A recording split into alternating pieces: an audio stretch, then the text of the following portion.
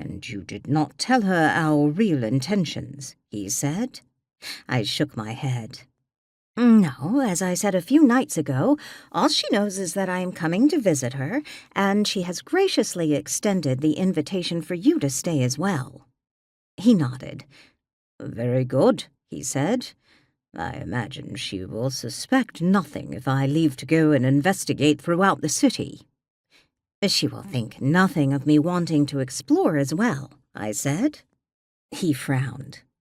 "Miss Sylvia, I have been trying to decide how to say this, but I think it would be best if I pursued this matter on my own."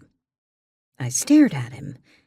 "Miles, I thought this was the entire point of my accompanying you." He looked down at his hands folded together in his lap. The tension on his face told me he struggled with his next words. "At first, I agreed. You are very clever at working out complicated mysteries, Miss Sylvia, but I worry that this will put you in grave danger. I cannot risk that.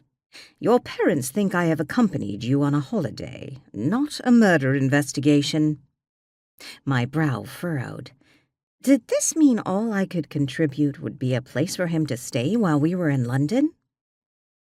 "I thought you said the police in London were after you," I said. "Will they not recognize you? Or will not someone else in the city recognize you?" "I will have to do most of my investigating after dark," he said, "avoiding familiar places and—" "Would it not be more advantageous for someone like me, whom no one will recognize, to go out and do some searching?" I asked. "I would be able to move around the city entirely beneath the nose of the police, and they would be none the wiser."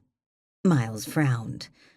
"Perhaps it is time I told you that I am now almost entirely convinced that I know who did this," he said. "I thought you had your suspicions," I said. "But how did you find out for certain?"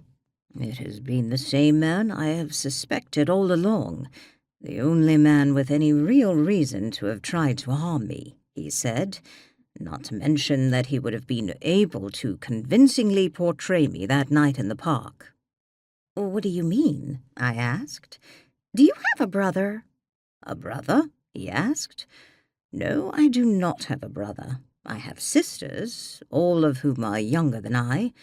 No, I believe it is a cousin of mine, a cousin who would ultimately inherit my share of our family's property and wealth if I were to die without an heir." My eyes widened. My word, that does seem like the sort of reason someone would be driven to murder, I said. "Why did you say nothing before?" Miles swallowed hard.